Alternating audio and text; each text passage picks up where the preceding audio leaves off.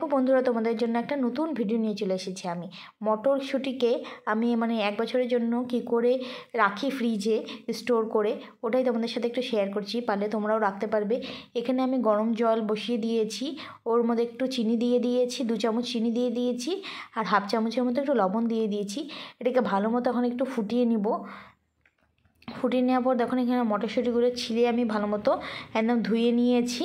দেখো কি সুন্দর লাগছে মটরশুঁটিগুলোকে। তোমরা এরকম আমার তো একদম 1 বছর, আমি যেরকম করে দেখো, তোমরা যদি এরকম করে রাখো তাহলে একদম 1 বছরের মতো একদম ঠিক থাকবে, একদম কোনো খারাপ হবে না, কোনো কিছু হবে না। দেখো এখানে জলটা ভালো মতো ফুটে গিয়েছে। এরপর আমি সব মটরগুলো এর মধ্যে দিয়ে দিব। দেখো সব আস্তে আস্তে সব মটরগুলো আমি এর মধ্যে দিয়ে দিচ্ছি। দেখো দিয়ে দেওয়ার পরে একটু চালিয়ে নেব।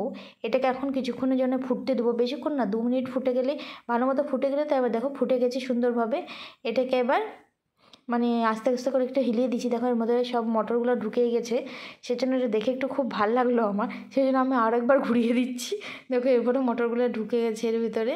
তারপরে এটা ভালো মতো ফুটে গেছে। এবার গ্যাসটা আমি বন্ধ করে দেবো। দেখো এখানে আমি গ্যাসটা বন্ধ করে দিয়েছি। বন্ধ করে দেওয়ার পর এখানে মটরশুঁটিগুলো জলটা একটা রেখে দেবো আমি। দেখো মটরশুঁটিগুলো এখানে জলগুলো আমি ছেঁকে নিচ্ছি এখান থেকে। দেখো একদম ভালো করে বেশি সিদ্ধ করিনি একদম, আর না বেশি একদম কাঁচা আছে। ফুটে যাওয়ার পরেই গ্যাসটা একটু বন্ধ করে দিতে লাগবে।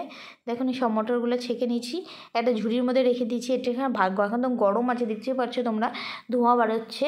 তাই এখন এটাকে একদম ভালো মতো করে ঠান্ডা করতে লাগবে। আর যে জলটা দেখেছো বন্ধুরা, ওই জলটাকে কিন্তু ফেলবে না, ভালো মতো চালনি দিয়ে ছাঁকনি দিয়ে ছেঁকে রেখে দেবে। দেখো এখানে আমার মটরশুঁটিগুলো ভালো মতো একদম ঠান্ডা হয়ে গেছে। এখানে আমি জিপজক লক ব্যাগগুলো নিয়ে নিয়েছি, পাউচগুলো নিয়ে নিয়েছি। এখানে আমি যেরকম পরিমাণে 2 চামচ 2 হাতার মতো মটরগুলো রেখে রেখে ভালো মতো ভর্তি করে, এর মধ্যে এখানে মটরশুঁটির যে জলটা আমি সিদ্ধ করেছিলাম, ওই জলটা ভালো মতো ঠান্ডা করে নিয়ে এর ভিতরে আমি এখন দিয়ে দেবো। একবারে সবজি রান্না করলে যেটুকুনো মটর লাগে ওই হিসাবে আমি রেখেছি। বারবার একসাথে সব রাখলে কি হয়, বারবার বরফ জমে যায়, তো বারবার করে বার করলে করলে একটু খারাপ হয়ে যাওয়ার সেই সম্ভাবনা থাকে। সেই জন্য আমি অল্প অল্প করে রেখে দিয়েছি, যেরকম আমার লাগবে সেরকম আমি ওই একটা প্যাকেট হিসাবে বের করে নেব। দেখুন জলটাও কিন্তু আমি ভালো মতো ঠান্ডা করে নিয়ে সবার মধ্যে অল্প অল্প আধা কাপের মতো জল দিয়ে দিচ্ছি। তোমরা এরকম করে বানিয়ে স্টোর করে রাখো। যখন মটরশুঁটি পাওয়া যায় না, একদম ফ্রোজেন মটরশুঁটি পাওয়া যায় মলে কিনতে, তার থেকে ভালো কেনার থেকে বাড়িতে যদি আমরা স্টোর করে রাখতে পারি, এর থেকে ভালো আর কি হওয়া যায়। দেখো আমি সবগুলো জলের মধ্যে দিয়ে দিচ্ছি।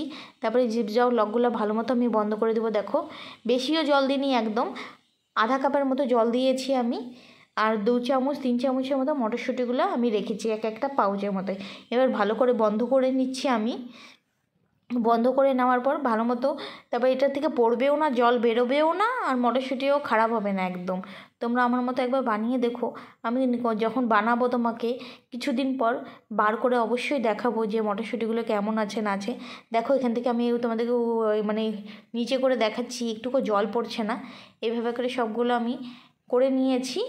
তারপরে এখন আমি এটা ফ্রিজের মধ্যে একটা ফ্রিজেরই বক্সের মধ্যে রেখে দেবো, ভালো মতো সাজিয়ে একটার উপরে একটা করে রেখে দেবো। এটা একদম বরফ যেরকম জমে ওরকম জমে যাবে, কিন্তু খারাপ হবে না। 1 বছর রেখে দিলেও এটা খারাপ হয় না। আমি তো এরকম করে রেখে দিই, যখন যেরকম মটরশুঁটির সময় থাকে না তখন বার করে সবজি বানাই। আমার ছেলে একটু মটরশুঁটি খেতে একটু ভালোবেসি পারে, অনেক ভালো লাগে ওর। মটরশুঁটি সবজি বানিয়ে দাও, মটর পনির বানিয়ে দাও।